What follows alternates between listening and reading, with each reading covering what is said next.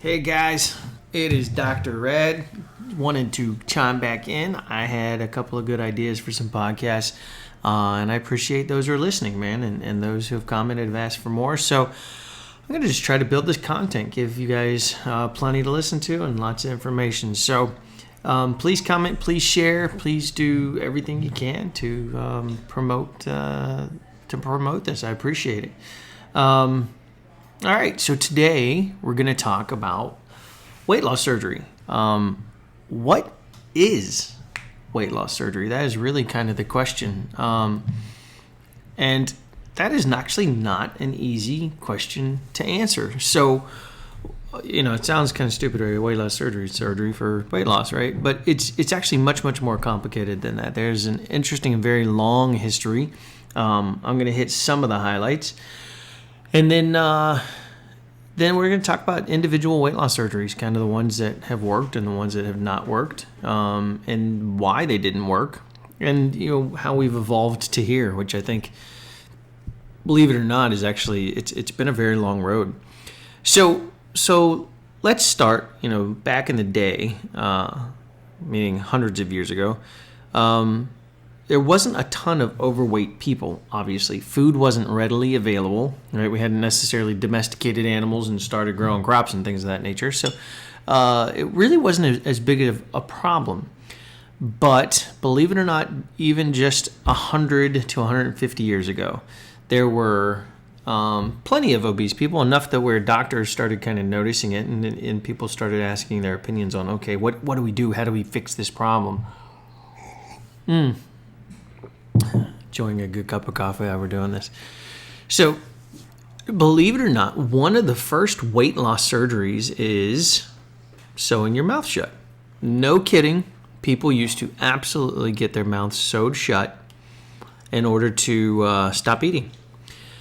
The problem is that doesn't work so fantastically. In fact, it's really, really well documented. The people who break their jaw and get their jaw wired shut for a while will many, many times gain weight because, a straw that fits in just a side pocket of your mouth, you can put back some serious calories. In fact, that's actually one of the things that pointed to liquid calories being such a problem, right? Because liquid calories go down easy, are easily absorbed, and don't keep you full for very long because they're emptied out of the stomach very, very quickly. So that was one of the first surgeries. Believe it or not, there were medical interventions back in those days, and they worked really, really, really well. One of them was tapeworms. If you give, predominantly it was women, but if you give women tapeworms, they stayed very, very thin. The problem was they became very, very anemic and looked drab all the time. They were quite pale. And that was kind of an ongoing problem. And they always had this iron deficiency going on, and they just felt miserable. But hey, they were thin. Obviously, I don't think you've probably never seen this, but you can certainly YouTube the picture. Google the picture of what the toilet looks like if you have a bunch of tapeworms. But when you go to the bathroom, and literally hundreds of tapeworms will come out. And it is not a pleasant experience from my understanding. So that didn't work out so fantastically, but certainly will keep you thin, right? There were numerous other methods to do this. Believe it or not, people used to put corsets or a corset-type device on people, especially women, and you literally just could not eat because you were being squeezed. And that, again, doesn't work so fantastic. And of course, none of these are very good long-term solutions. Believe it or not, I think the tapeworms were probably the best long-term solution. And as simple as taking a pill, and hey, there you go. The tapeworms die, but back in the day, they didn't have pills like that, right? So you were kind of stuck with the tapeworms. So those are kind of some of the old, anecdotal kind of, antiquated ways that people went about weight loss. Then we started getting better, right? We started, let's just kind of jump forward to the last 30 or 40 years, maybe even 50 years, as far as weight loss surgery. We knew that if you limit the proportion the portion of food that somebody can eat, you can significantly, decrease their caloric intake and thereby get them to lose some weight. So we came up with some really great things, right? Like hey, cut your stomach completely out. Well, that didn't work so good, right? Because so many problems you can imagine with that, that just didn't go so well. Then we thought, well, when we're in there, we're going to remove your entire omental fat pad, which is a huge piece of fatty tissue inside your abdomen. That certainly got to help. That didn't actually help at all. You lost kind of maybe 6 pounds to 12 pounds, depending on how big your omentum was. But you gained all that back. It did nothing for weight loss. So then we started thinking about this more, right? We said, well, there's got to be 2 ways to lose weight. One category would be portion size, right? Like we can make your stomach smaller, and the other would be malabsorption. So even if you eat, you're only going to get, a percentage of those calories that you're actually eating. So when you look at weight loss surgery, there's 2 kind of ways to look at it. And that's again, portion size. Can we limit that? And then malabsorption. So we come at this from 2 ways. So we said, all right, well, what if we do what's called a JIB, a jejunal-ileal bypass? That was an old surgery 60 years ago or so. My understanding is that 21 to 25% death rate coming off the table. Then there was over a 50% death rate, I think, within the first year. Again, those numbers, I'd have to look them all up again. This is from years ago in my fellowship, but this is, they're certainly very close. That was a really big deal, right? Because the surgeries in the 50, 60 years ago were big open surgeries on people who were already very unhealthy. Most people smoked, had heart attacks early. These were, they're high risk for blood clots, right? There were so many reasons why you had complications, and there you go. They were wrought with problems. But that jejunal-ileal bypass, or JIB, was very successful. Basically, you bypass the huge majority of your small bowel, and therefore everything you ate just came out the other end, and minimal absorption. So, you could eat, but you weren't going to get the calories, right? The problems with that, right? Malabsorption is kind of a big deal. So malabsorption, from a standpoint of weight loss, it works very, very well. The problem is that you don't get all the other things you need too, like the minerals and the vitamins, and everyone needs an element of fat and carbs and protein, things of that nature. So if you're malabsorbing those, that can be a big issue unless you're getting enough in, right? So it works if you malabsorb, but you're eating a lot of food. But we just talked about the other way to lose weight is decrease the portion, right? So we said, okay, well, what about the VBG, the vertical banded gastroplasty, all right? So that is where we used to we almost actually, believe it or not, made a small hole in your stomach and then wrapped a silastic or even a mesh ring around it, which limited the amount of food that you could eat at one time, because it almost just slowed it down going through your stomach. So you got really, really full after just 2, 3, 4 bites. That was it. Well, that was kind of like, that was the big one in the 70s and early 80s. And it was, I think it was given the 1/3, 1/3, 1/3 rule. Like a third of people did really well, a third of people didn't hardly lose any weight at all, and a third of people gained weight, right? So that is not great statistics. But, I think they were on to something. They were getting the concept that, okay, we have an idea of malabsorption. Now we have the idea of making your stomach smaller. What happens if we combine these two, right? And then came the advent of the gastric bypass. So you got to imagine, this is all a run on history, a running timeline. So all these things were kind of up in the air at the same time. Some got much more popular at certain points, and then others, kind of faded out. But the gastric bypass has stood the test of time. We always kind of refer to that as the gold standard of weight loss surgery just because it's been around for so long, over 70 years of information collected on this guy. So the gastric bypass is a way to make the stomach into a pouch, right? You don't cut the stomach out. You just kind of carve out a goose egg size pouch. Then you're going to bring up some small bowel to it, and by doing that, you are bypassing. It just depends. It can be 150 centimeters, it can be 300 centimeters. You can bypass it all the way close to the end of the small bowel, and that is where we've kind of evolved. How much malabsorption is enough, and then where do you cross the line? And that's kind of been where we've been evolving gastric bypasses for many years. You don't have to get all the trouble that comes with malabsorption, and you can get a really nice small stomach, and thereby you came at it in two directions. That is why the gastric bypass still, in my opinion, is the reigning king of weight loss surgeries, because you can get all the benefits, and these days, minimal problems with the malabsorption.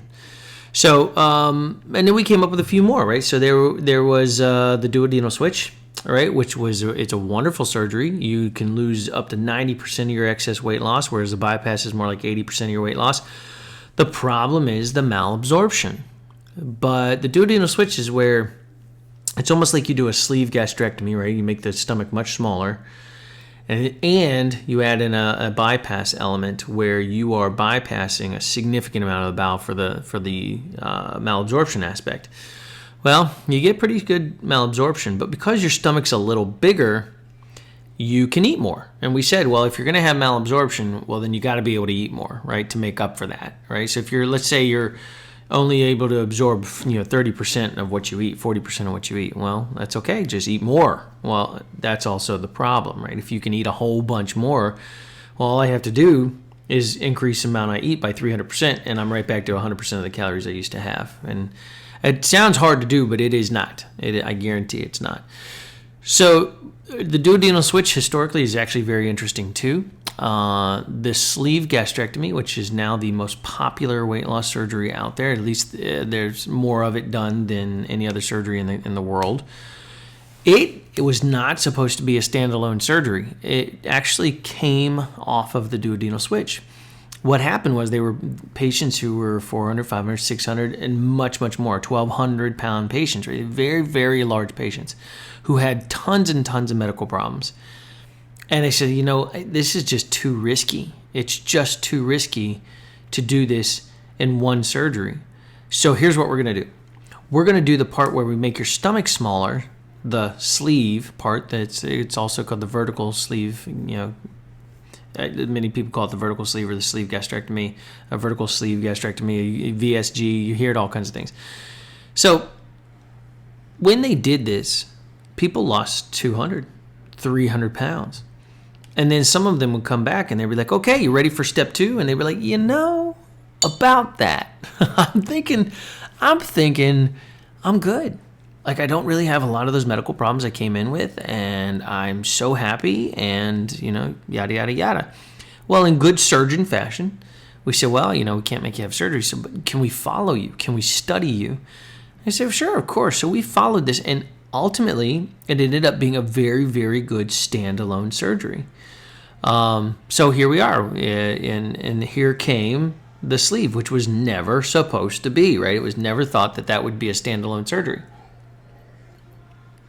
And then somewhere in this mix, I should mention this, but there was the gastric band. There have been numerous gastric bands throughout history, but the most popular one came from a company that shall remain unnamed. Unfortunately, I think we were all kind of duped on this one. Some bariatric surgeons don't agree with me, and that's okay. We don't all have to agree, but I feel like we were duped. We were kind of told we were going to get 60% of your excess weight loss with a very, very, very minimally invasive surgery, and this was going to be it. This was easy. There was mandatory follow-up for filling your band and unfilling your band. And what we ended up seeing was more like 30% to 40% excess weight loss. And then what we thought was no complications, or hardly any, ended up being, complications down the road from slips of the band and the band eroding into people's stomach. And so even though I put tons and tons of bands in, I've certainly taken tons and tons out. So I don't do bands anymore. Some people do. The majority of us, I think, have kind of stopped doing that and gotten away from it because we have much better options, right? The two big boys are the sleeve and the bypass. And, of course, duodenal switch is a great surgery. I reserve it for certain patients, predominantly, really, really crippling diabetics and people who have BMIs over 60. But, not everybody does that. It's just an individual decision. So that's kind of the history of weight loss surgery and kind of where we are and why it's important. Interestingly enough, though, you'll note that obesity is becoming an increasing problem. I think from an evolution standpoint, we were meant to to run on very minimal food. Not necessarily scarce, but minimal. And now it's plentiful. And there are so many other problems to this, and my God, we can't even touch it. But things like how much more expensive it is to eat healthy. Some people are like, oh, that's not true. No, that is absolutely true. When you can go to a $1 menu at McDonald's and get a double cheeseburger and a large fry, and it's like $2 and a Coke, throw it in there, and you're looking at 1,200 calories or more, for $3. It is very difficult to find a meal that's going to fill you up that much, that fast, for that price. And you can feed the whole family, right? I mean, that's easy. Guilty as charged. We used to do this when I was a kid. It was cheap and easy. We were broke and it worked. But there's also numerous other problems, right? There's physical activity is getting less in this country and in the world. It is not as important, unfortunately, for many. And I find that to be difficult too. But there are numerous issues facing the world with respect to weight loss. It's not, and again, I think this is important to note. We can do a whole nother talk on this. But what people need to realize is I do surgery and other weight loss surgeons do surgery for people to lose weight.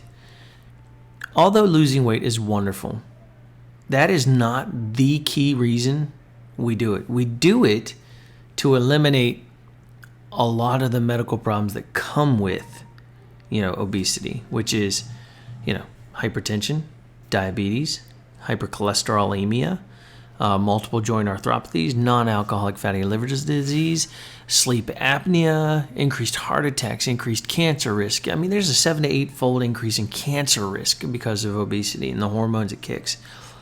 There are so many reasons that weight loss surgery is beneficial to patients. And most people, unfortunately, who are the naysayers, just can't get out of their own way and say, oh, this is just the easy way out. Yeah, that is absolutely not true. If whoever thinks it's easy to, go under the knife in surgery to fix your weight problem, they've lost their minds. I don't know anybody who's just volunteering that because it's the easy way to do it. It's certainly not. But anyway, there's your history of weight loss surgery. It's certainly, we can do a whole lot more in depth, but those are kind of the highlights, at least, that stick in my head. And I will move on. Have a great one, guys. Have a blessed one. Take care.